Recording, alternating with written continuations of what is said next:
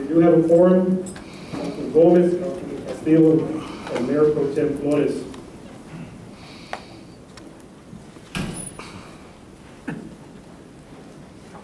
On our old business, we have some action items regarding our minutes. Actually, there was meetings with no quorums. If we could just take action on those meeting dates, August 21st, August 23rd, August 28th, September the 6th, and September the 17th. These are meetings that were called, there was no quorums. We just have a motion that in fact did take place. Mr. Mayor, yes. Those are simply to reflect who was present and the fact that the quorum was not available. Okay. So they could just make a motion to that effect, please. You're talking about item A, right? Yes. I move to approve the following, no forms of following meeting dates, August 21, August 23, August 28, August the 30th, September the 6th, and September the 17th. I'll second that. Motion by And I only made that one because there's no action taken, it's just a reflection of who was Right. present.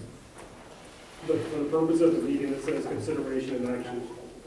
Motion by Castillo, second by Gomez to approve the following no quorum dates of August 21st, 23rd, August 28th, August the 30th, September 6th, and September 17th. All in favor say aye. Aye. All opposed, motion carries 4-0. Consideration and action to approve meeting minutes for September 13th, regular council meeting September 21st, special council meeting. You should have that in your packet, council. I hope you do, because I don't see it on mine. Yes, I do, sorry. I make a motion, we approve the minutes from the September 13th regular meeting as presented. Motion by Flores, second by I second it. Castillo to approve the meeting minutes for September 13th and September 21st as presented. All in favor say aye. Aye. Opposed, motion carries 4-0. Consideration and action to approve the making appropriation for the support of the City of Floresville fiscal year budget. Council, this is a moot point. We took that action on Thursday, so there's no action taken on this unless there's any discussion, council, on the item. If not, we'll move on to item B. Consideration action to approve a levy of property tax rate for the year 2012, to direct the tax assessor collector to assess, account, and distribute the property taxes that's herein levied. Also, that's an action that was taken on Thursday's meeting, Thursday morning meeting. Is there any discussion, council? Any comments? I think we need to have a discussion on this because this was such an important item. I think we need to talk about who it truly benefited because it truly did not benefit the people who needed it the most. It benefits mostly businesses. I saw that, like, the big businesses like H-E-B, Walmart.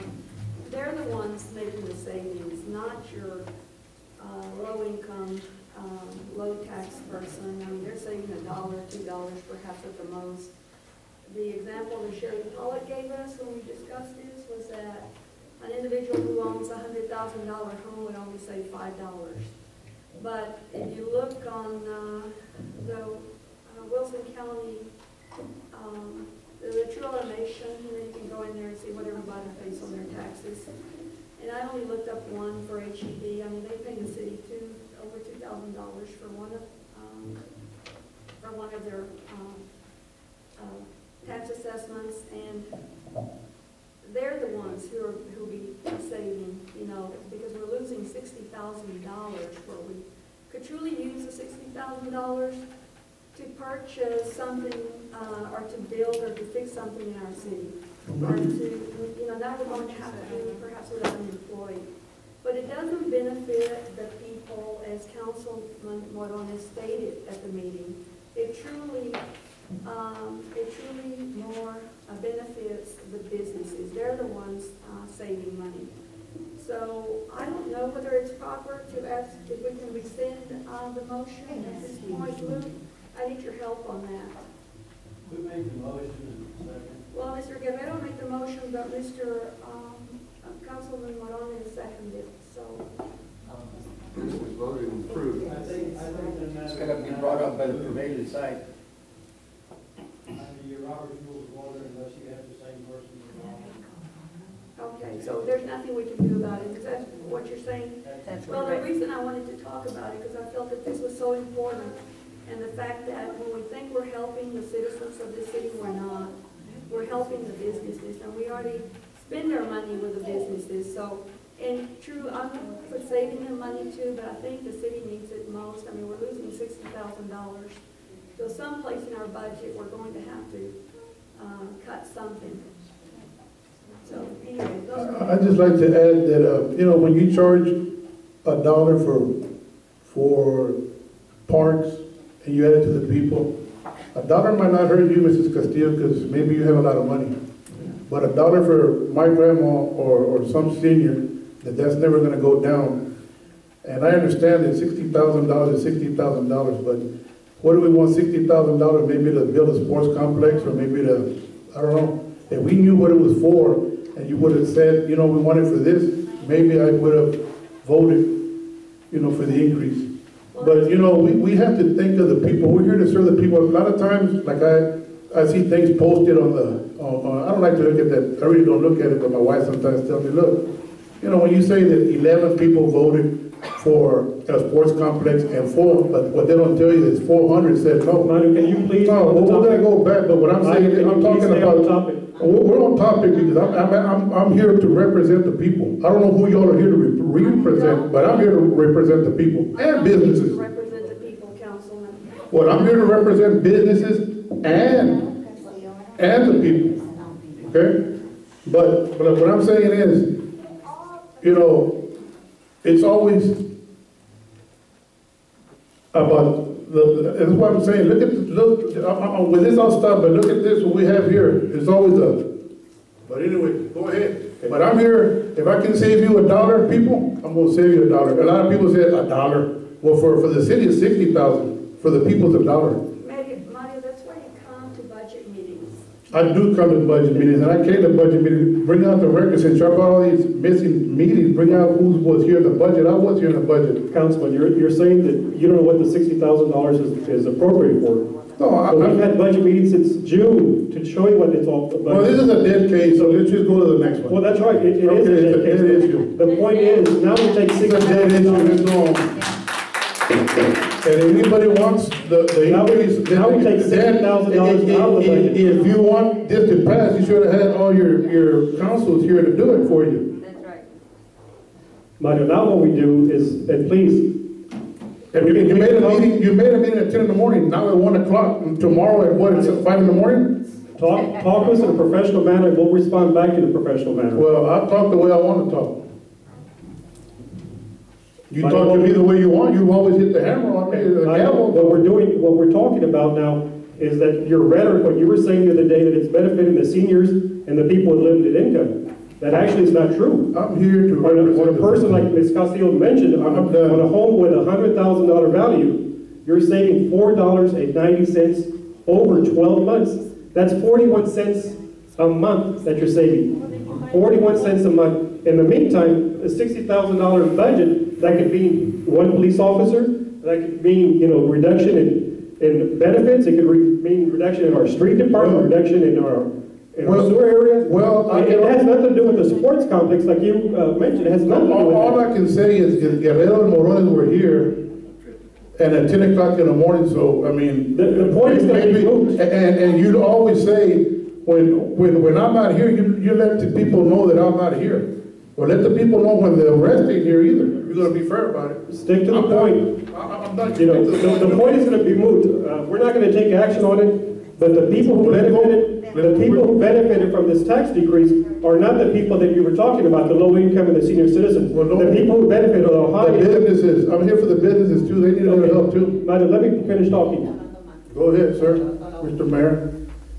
The people who are gonna benefit are the people with the high value properties and big business. It's not gonna be the low income individuals like you're talking about. I'm done, keep talking, is it all? Let's go to the next item. Consideration and action to approve a special use permit, property of 2020 10th Street. Cindy? Mayor and Council, is this working?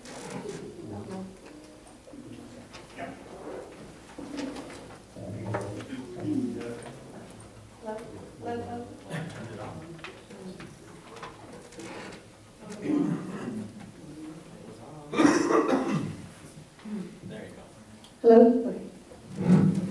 Okay, Mayor, Council, good afternoon.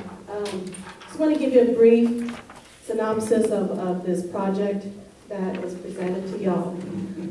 It was submitted an application on June 30th, 2012. We had a public hearing and a planning and zoning meeting on August the 1st. The SOP was denied for planning and zoning on August the 1st.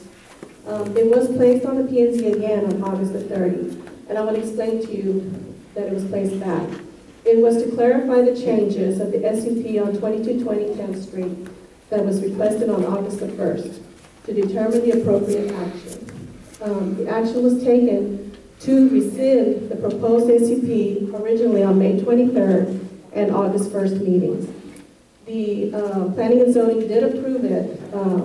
The vote was 3-0. 2 of the members abstained. And the approval was also with the commercial development that they're planning to develop in front of the property. Just to give you a rundown of this project, and I believe y'all have a copy of the comments our engineer, Mr. Heimer, has. Yes. Typically, he goes through the whole thing. He goes through the general, goes through the access, the drainage, the water, wastewater. There's a few things that we still need to iron out to get this SUP. However, we can get those done prior to issuing the permit in the permit office. But I kind of want to point out a few things that still needs to be done. We're looking at on the access. He does have a textile access driveway permit to have the access through there. He is going to go with the minimum that is allowed on the asphalt paving. He is going to go with the minimum on that. On the drainage, it does have drainage, proper drainage in that area. There is a little bit of that's in the floodway that goes through Pajarito Creek, but they are going to make sure that it's not going to affect anybody around in that area.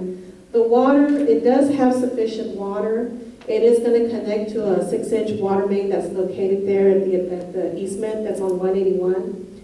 There is sufficient, it does meet the requirements for domestic water service and I didn't bring this up to you. There's going to be 51 manufactured homes there. There are 51 slots, is that correct? Okay. So it does meet for domestic. However, they are planning on putting fire hydrants in their property there. We still need, until the fire hydrants are placed, we still need to get if it's the adequate pressure for fire protection. So we're still, until that happens, we'll get to that. The wastewater, there is an existing 8-inch wastewater line there that goes through Pajarito Creek. The capacity of the system, I'm going to read some few key points in there. The capacity of the city's wastewater collection systems is limited in the Pajarito Creek and at the lift station on Highway 97. However, based on the recent lift station operation data that we've been given from our crew at the wastewater plant, it appears that adequate capacity is currently available for the proposed manufactured home park. The utility plans that they have presented to our engineer still doesn't show Phelps. We're still needing to get that information, so we still need to get that. In summary, the civil development standpoint project approval and permitting should be subject to the developer addressing all the comments that you see in front of you, including the receipt of the textile driveway permit. Also, adequate fire flow we need to make sure we get that to us before we issue the permit as well. And then, of course, we're assuming that they're going to coordinate with us to make sure they can get electrical service there. Just one thing I kind of want to point out to you, and I have talked to our operators there at the wastewater treatment plant, that at this time it can support this project. However, it's going to put more of a strain on both of those lift stations because it's going to affect the lift station in Pajarito Creek and the one on 97. It can support it at this time, but for future developments, we need to think about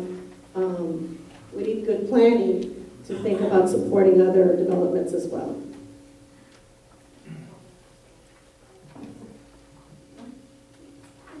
Don't have any questions? Cindy, you said the P and Z rejected the, Yes, sir. They rejected, they denied it on the August 1st meeting. They denied it, they didn't have, part of it was insufficient information. They had approved prior, it was 171 RV trailer park, and we had all the information from there. They were a bit kind of surprised by the new SUP application that came through. They didn't have enough information. Ms. Cindy? Yes. When this was presented to us previously, we asked for them to come back with a design of the front area to see how the mobile home, at that time it was RVs, how they would be camouflaged. Or landscaping that would enhance it. Do we have a plan for the mobile homes now? No, ma'am, we don't, the only thing that we have is just the engineer plans. It doesn't have anything on landscaping or Did fencing. not require that? It is not in our ordinance. However, I believe in our ordinance, Lou, and if you want to correct me, you can put conditions in there. Is that correct? And this is Oscar Garcia. He's going to be the one he's the developer at that project. He does plan on doing the 51 slots there, and there's two, in his plans, he also shows two areas there for commercial property. I don't know if you want to explain. Well, the commercial properties or whatever business those are going to be would be up in front.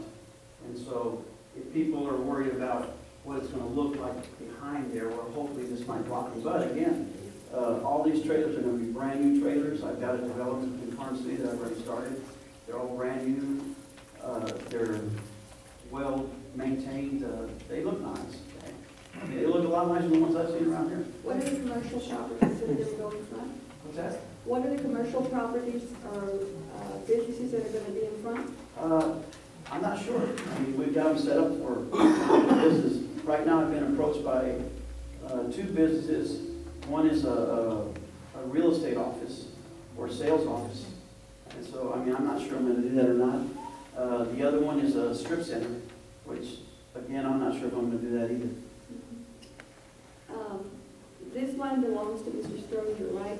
So you're buying it from David Strozier? That's correct, yes. Okay. And the reason I'm going to ask this question is because I want to know what the benefit is to the city regarding city taxes. Under Mr. Strozier, he's guided this cropland, which brings in $6.07 a year to the city. Do you have an estimate on how it would benefit the city regarding city taxes? Well, obviously, what's going to have to happen is once we got this development going, then of course we're going to assess the value of the homes and the property as well, and that'll become my tax base and sales tax revenue. That's the way I see it would be developed. Am I right on that? yes. But I think the question was what is the estimated value? Of the property, of Yes. everything? Jeez. Is that the question? Yes, currently the estimated value is about over 250. So once the homes are there, I mean, obviously, do we collect taxes on mobile homes? We don't, do we? Well, if I had to figure in the value of each home, as well as the infrastructure, just based on those two components, I mean, I could say we'll easily be at $2 million more. My question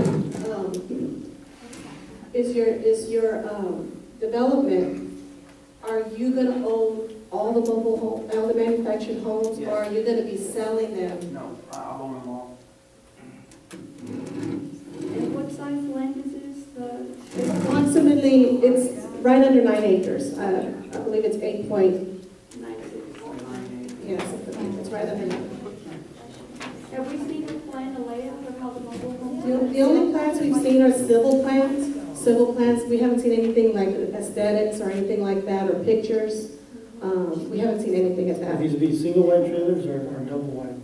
They're going to all be single wides.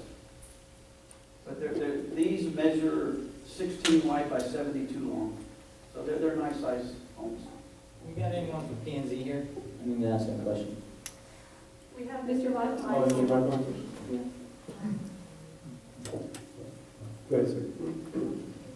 Mr. Vaughn, you were in the meeting. Do you, one of the things that I see here that it hasn't been,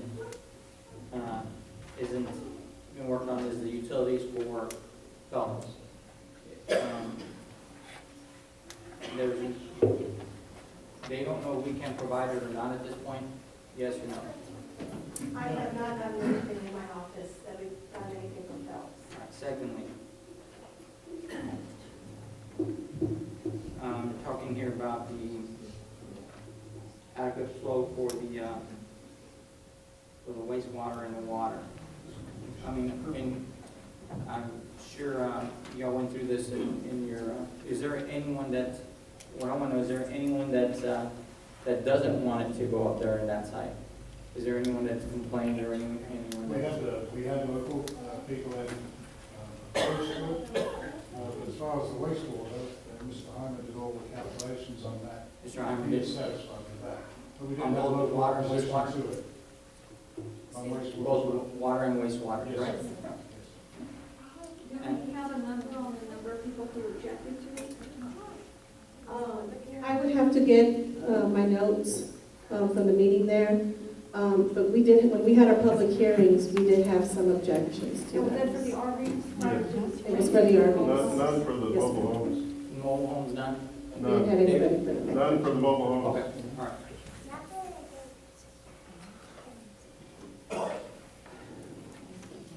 So, Ms. Cindy, where are you getting the information from Phelps that you're Yeah, I lacking? think that's- As soon as I get it from their engineer, but he hasn't presented anything yet. So, do we typically wait, vote on something prior to having all the information, or do we take it away? Well, it's just a permit, so It's under it's like your, you know, your interlocal agreement. What, Ms. Castillo, what it is it's land use. That's what the special use permit is for. Everything else that falls under, like your civil and your buildings, we will not issue a permit until everything is met. All right. Thank You you. get a second bite at the apple. Pardon? You get a second bite at the apple for the making Oh, sure thank that you. permit is. All right, thank you. All right. Before we take any action, is there any citizens input? Yes, sir.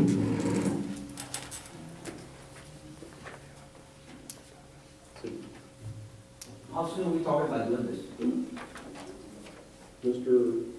How soon? Yes, sir. Just as soon as we can. Okay. I would say within a matter of a month, I would guess. Okay. Do we agree or do we disagree on this? M&S did a survey on the sewer water plant. We're at trigger point right now, 75%.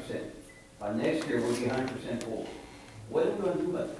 We're trying to put build infrastructure here, but we need to work in the sewer plant because we won't be in the water. Are we over now? I will address that during the manager's report. This project here, there is adequate flow for that. There's adequate capacity for that, but I will address the wastewater treatment plant issue during my manager's report. Thank you. Very good concern, Ms. Williams. Any other comments? If not, recommendation from the staff? Recommendation is to approve, they've met their obligations on their end. The rest will be followed by Cindy to ensure that all the other utilities are adequate, which is allowed. Okay, so approval upon the contingencies listed here? Including text dot, yes. Yeah, okay. So I think the motion should be approved with requirements still listed. As required for development. Okay. And Mayor, if I may recommend, Yeah. if you're wanting more of the aesthetic portion of this, can that be considered as well, Mr. Russell? Right, I think that's one of the arguments here is that, right, correct. I don't know if you have to go back to P and Z. Well, it could go back to P and Z, but I think you've got a permit process and Cindy Cindy, administers all right. the permit process. So she should be able to catch whether it's a real Yes. development or it's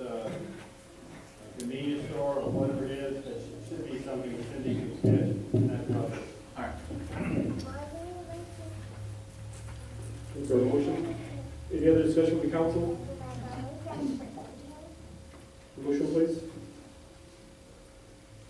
In this motion, you gotta include text dot, correct? Yes, all these that are listed here. And the aesthetics, do we include the aesthetics also? As being covered under your future permit. All right.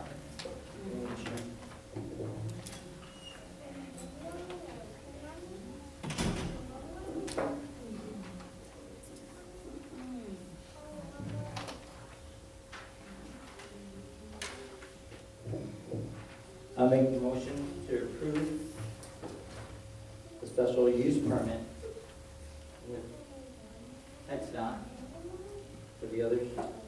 Well, I think They're all listed. they're all listed All right, okay. Yeah. as All listed recommendations from, as- could we just write that listed. as recommendations from our engineer? As listed at the property of 2220 Tenth.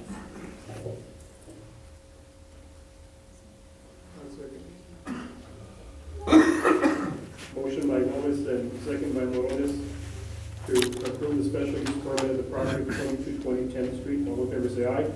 Aye. Aye. All opposed, motion carries 4-0. Thank you. Thank you, sir. Thank you. Can I make a comment, please? Please. I don't know, you know, this has been a very, very difficult process for me. It's dragged on for months and months and months. And primarily, you guys have been great, and, you know, I've got no complaints there. But I will mention that the P&Z board has given me some very, very difficult times. And more so because of their lack of knowledge, their lack of understanding of the process. And, you know, there's been a lot of, I guess, hearsay going on about all kinds of different things and rumors and people attacking me and telling me that I'm not going to do this and I'm not going to do that. And, but more importantly, you know, I stopped and I looked at the whole process and I started to realize, you know what?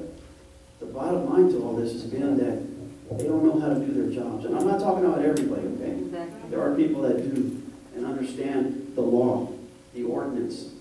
But a lot of this, what's happened is that they're going on their personal ideology, what they think is right, what they think is not right, what they want to see. They want to spend my money, you know, because of their own personal preferences. And you know what? That's not right. I've wasted a lot of time. Believe me, I buried my mom yesterday. And there was many a times I could have been with her, you know, but I was over here fighting with these guys. I'm sorry to hear that, sir. And in addition to that, you know, I've also understand that there's also members on there that have been in jail, that use drugs, that don't live in the city, that can't even vote for you because they're not able to vote. You know, when you look at that whole system, and you know what, I think everybody knows it already. You look at the paper and you see all the disarray that's going on regarding Floresville. And I'm fond of Floresville because I've been coming here since I was a little kid to the Peanut Festival. But I see all this going on, I start to think, well, you know, I've got other properties here. Do I want to develop them? Do I want to go through all this? Should I just sell them and forget about it? And I don't want to do that. I like Floresville, you know. And I live in San Antonio, but I wouldn't mind living here. But I just want other people not to have to go through the same thing that I've been going through. I spent a lot of money just getting to this point that I could have used for my infrastructure or other things. And, you know, I'm not trying to scold anybody, I'm just trying to give everybody an education so that, you know, when this comes up to matter, maybe those people who shouldn't be on the board, maybe they should just resign and get people in who are qualified and are going to do the job that's recommended for this Well, I have to echo some of the same sentiments that you have, but as far as the boards, personally, I have a respect for each one of them for taking the time out to be part of the board and to make decisions for our city. But yes, there is an underlying theme that let's stop progress, let's blame everybody else, let's have this personal attacks, let's have rumors. There is that. You're going to see it in a few minutes when we talk about a Little League field. You'll hear that because of misinformation. And I apologize, and you have my deepest sympathy regarding your mom. But thank you and good luck in your development, sir. Thank you. And I plan to stay here for a while because I got other projects I would like to do. So I just want you to know that I thank you for being there to support it. Thank you. And David, thank you also. Thank you.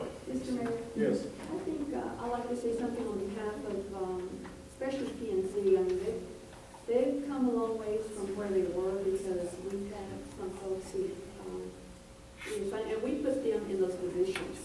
And they apply for the positions, and we're the ones who put them there, so we're responsible for them. But I think that they work as hard as they can with what they're given. There's a lot of work to be done on the PNC. And I think Mr. Vipon has worked really hard, and she's there. I attended the last meeting, that's why I know. You almost have to be there to know what's happening. And I can see both sides of it, but I think that we're not here to blame the committee members. You know, they're working and doing the best that they can. I agree with that. All right, well, thank you. Let's move on to the next item. Consideration and action to approve an ordinance of the City Council to amend Chapter 151 Flood Damage Prevention and clarify the jurisdiction to which Chapter 151 applies. Cindy, can you give us a briefing on this, please? Mayor, it's just merely the verbiage, the wording. It's in our original flood damage prevention ordinance. It doesn't put in the ETJ. And we really need to think about that, especially we're going to have further development down the road. Any council discussion? Well, do you have any discussion from the citizens' input? Anybody? I don't even think they're aware what it consists of. Andy? Again, what this ordinance does is to protect lives, Right. to protect property. Correct. It's to see what all the development now in our ETJ, Right. which is 1 mile from the city limits. Please. Can you give us an example? We have one. When we picked up the draft ordinance from Sarah and we worked with it, basically what we were doing is regulating to the edge of the city's jurisdiction. Unfortunately, the ordinance uses a vague term like city jurisdiction. And what we were really bound with is we regulate up to the edge of the city. And you know, last year we went through quite a process of determining what the edge of the city was. Now what the clarification is directed to is that you have planning review approval process for up to your ETJ. Okay, you've got that extra mile out there where you can plat or not plat within the ETJ, extraterritorial jurisdiction. And the county has come along in the meanwhile, provided their own floodplain regulations within their quote jurisdiction. And so when I talked to Russell, there was a real question of whether or not just using the word jurisdiction was clear that we included the extraterritorial jurisdiction as we know it as part of our regulation. And we wanted to make sure that for Cindy, for the planning process, for the people we were just talking about on the P&Z, that they have the authority inside that 1 mile to regulate. Otherwise, it's going to be deferred to the county, the way it's written. So all we're trying to do is make it clear that in that mile, we've got that primary jurisdiction. And we've recently had an example with Mr. Starnes where he had 2 pieces of property. One was inside the area where the city regulates, and one was in the county.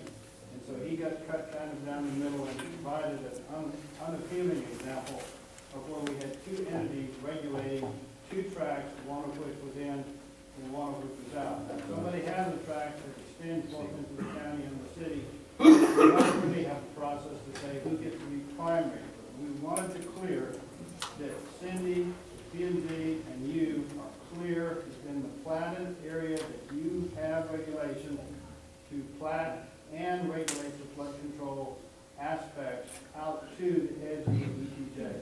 And this, all this is designed to do is to be clear that in that area where you have the ability to plat, you also have the authority to deal with the drainage. Thank you. Is that? Yes, it clarifies. Any citizens' input? Yes, ma'am. May I make a comment, sir? Please come forward, please. I believe that we are all here to learn, Mr. Mayor. We may not understand everything, but we're here to learn because we care about our city. Sure. We can agree to disagree, that's always gonna be here. But for that comment that Mr. Gomez just made, that we don't know what's going on or talking about, I think that needs to be taken back. Ma'am, I didn't No, ma'am. say Go ahead. that. That's all right. The comment, there's some things that come on our agenda, Grace, that sometimes the council needs further clarification. And I understand It does that. not mean any type of derogatory comment at all. Well, I took it as such, sir. Okay, I apologize. I don't think Councilman Gomez meant it like that. Okay. Well, if we But have I just not want to bring it up, that we're all here to learn Yes, and to understand what is going on. yes, I agree. And we ask questions because we don't understand sometimes. And that's exactly what we do also when we ask questions. Yes, sir. I have a question more directly towards Mr. Rosenberg. You talk about extending the jurisdiction to that ETJ, which is 1 mile beyond the current bound.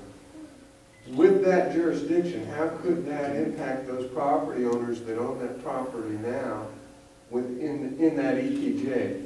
I mean, would it affect future construction, existing layouts? Just at first blush, it sounds disconcerting that all of a sudden we're going to take on that extra responsibility and really not know what that responsibility is going to do to those property owners.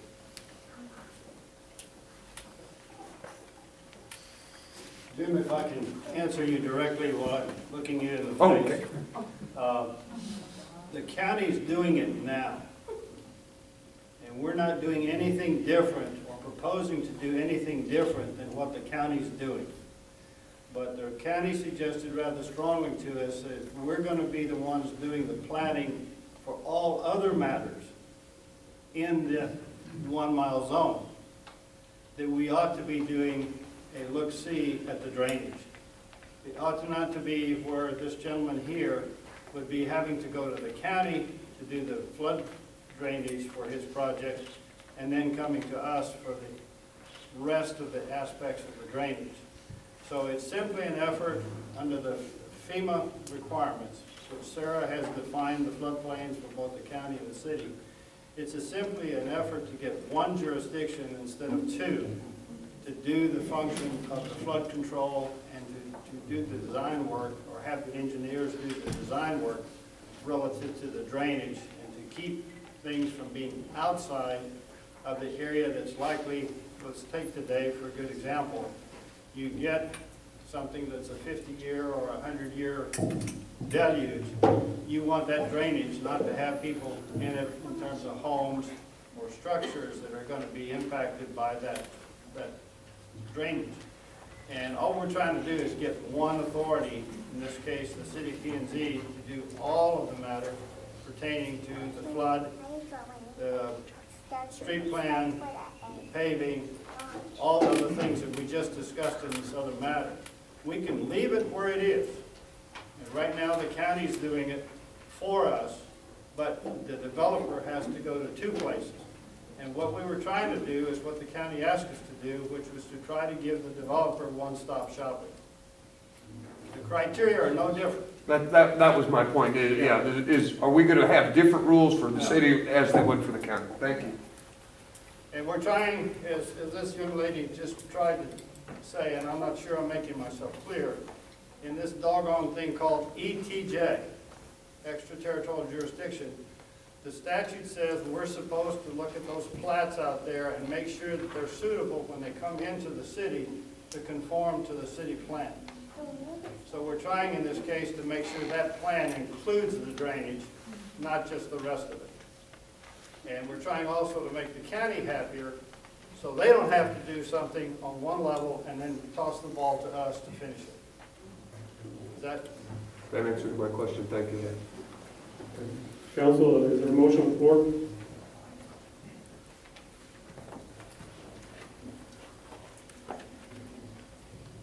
I make a motion, we approve ordinance of the city council to amend chapter 151, flood damage prevention, and clarify the jurisdiction to which chapter 151 applies. Motion by Flores, second by Castillo, to approve the ordinance of the city council to amend chapter 151, clarifying jurisdiction. All in favor say aye. Aye. Aye. All opposed, motion carries 4-0. Yes, sir. And Mr. Mayor, just so everybody knows, we've been doing these on readings and notices in the newspaper. And I just want to be sure, since we made a effort to get these posted, that when we have an approval like today, that we have the notices that appear in the paper become a part of the minutes. So I'm just going to ask that we routinely, from this day forward, include the newspaper notices right underneath the action we take. Very good. Thank you. Item E, consideration and action to recommend a moratorium for a maximum of 18 months on all manufactured RV trailer park applications within the city limits and extraterritorial jurisdiction to allow the Planning and Zoning Commission to develop a comprehensive growth plan for the city of Floresville. Mr. Wyckoff, do you want to address that, or Robert? For Cindy? Good afternoon, Mayor, Council. My name is Philip Wyckoff, and I serve on the P&Z Commission. First of all, I'm not take drugs, other than what my doctor prescribes me, and I've never been arrested. And I was appalled to hear those allegations earlier on. Now, the point in hand, we need a structured growth plan for the city of Floresville. Right now, we are facing unstructured growth, which is urban sprawl. And that was taken directly from the master plan, which we have approved. The city does not have a future land use plan to complement the master plan. My proposal is to put a moratorium on all mobile home parks and trailer parks while we do a three-stage process of putting in a comprehensive growth plan. There needs to be areas set aside for retail, for industrial, for trailers and mobile homes. But this needs to be a comprehensive plan. What we say, good planning is an old man like me planting trees when I know I will never sit under their shade. We're doing it for everybody else. It would be a three-stage plan. It would be contacting a company, which we've already talked to some, that knows how to do this and how to qualify the growth of Floresville. That with the P&Z Commission would develop a future land and use plan in draft format, and a set of written goals, policies, and actions. We would hold public hearings and present to council for consideration. That would all be stage one. Stage two, once the map and plan is approved, P&Z would recommend changes then to the zoning regulations and produce a zoning map to address concerns, particularly about temporary uses. And then stage three would be to review the current annexation plan and recommend a new draft plan. That will take somewhere between 5 and 11 months to complete that. And cost estimates are yet to follow on that. But it's very difficult to have a growth plan when we are constantly darting around with trailer parks, mobile home parks. And I might also add the bus farm. It's going to be in what I consider to be prime retail and restaurant use on the highway. We're going to put a bus farm there. That's because we don't have a plan. So that in a nutshell is what this proposal is. It's a moratorium for a maximum of 18 months. While we get this plan together, present it to the people, there will be public hearings, present it to the council, and move forward. How often would you come back to the city council? I believe in what we've drafted out so far would be 5 times. Okay. And Mr. Wyckoff, when would you begin this? As soon as possible. We need the plan now. Before we have a vote, is there any citizens input regarding the date?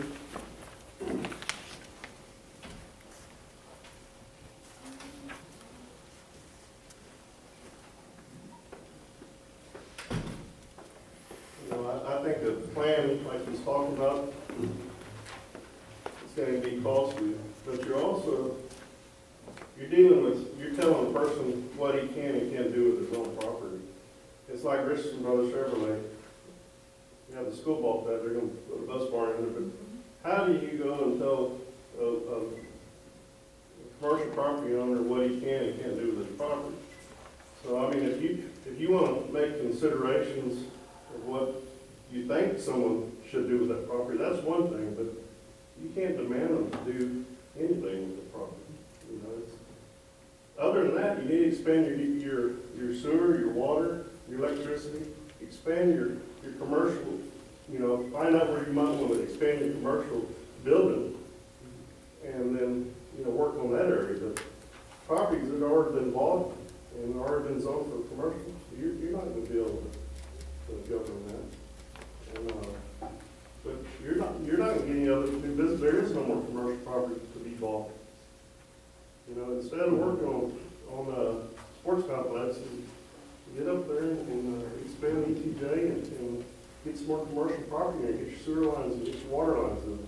Those businesses will pay for your sports complex. Thank you. Mr. Lightcon, can you give us examples of cities that have a dedicated zoning plan? The two that I studied in depth were Brussels and Hewitt. Hewitt particularly because it was exploding in the last 10 years. And that used to be Trailer City. If y'all remember Hewitt 10 years ago, there was nothing but trailers. Look at it now. It's one of the most beautiful cities. It's fantastic for shopping. People go there. Instead of going to San Marcos, they go to Cuba now. It's a very, very good to go on the website and look at that plan and how it was constructed.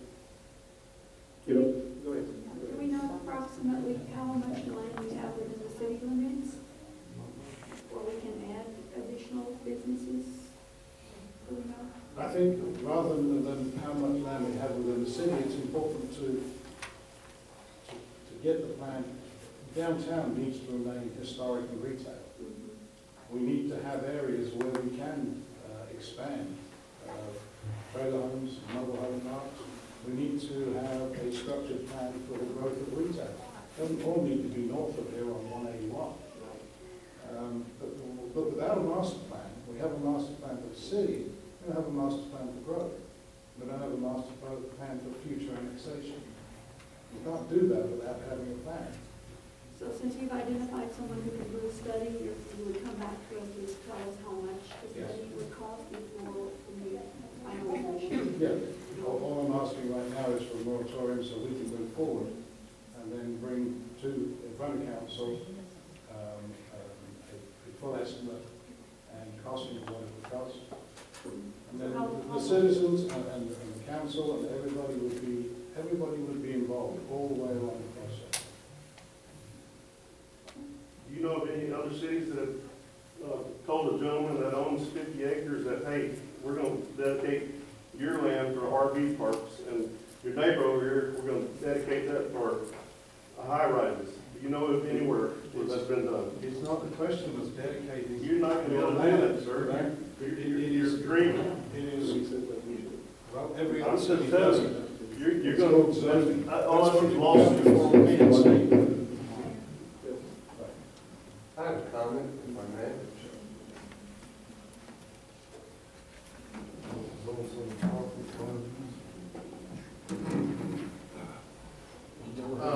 I spoke with Philip Bifon about this, and this is actually one of the recommendations as part that came from M&S Engineering, was the development of a zoning plan for the city. You know, we sat here today, and David Strozier and Oscar went through, I don't know how many months of trying to convert something that was currently zoned as cropland inside our city limits. Change that zoning, get a special use permit so he could build his park. A zoning plan and the associated ordinances would facilitate this. It would actually do the job, make the job easier of the planning and zoning board, and make the job easier to those people that want to buy commercial property that it's already zoned commercial. And would be a great benefit to the city. I would, however, recommend a change to the moratorium. Instead of picking out just RV parks and just mobile homes, I would rather recommend a moratorium on any zoning variances until this plan is put together and adopted by the city. And then we can move forward, instead of, so that we're not picking on one business or one home, but we do no more special use permits during this process. If the property is zoned commercial, you can build commercial on it. If it's zoned residential, you can build residential on it. If it's zoned farming, you can farm on it. But we can't take residential property that's zoned right now and build a Pizza Hut on it. Or we can't take, you get my point on it. And that's my recommendation to this. And I commend Mr. Vipond and the staff of the P&Z for taking this step that was recommended by M&S Engineering in the master plan. Philip, I've got a question. Okay, go ahead.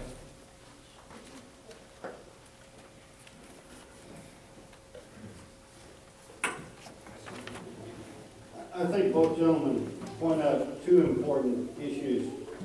And I think, Jim? Right here. Come here.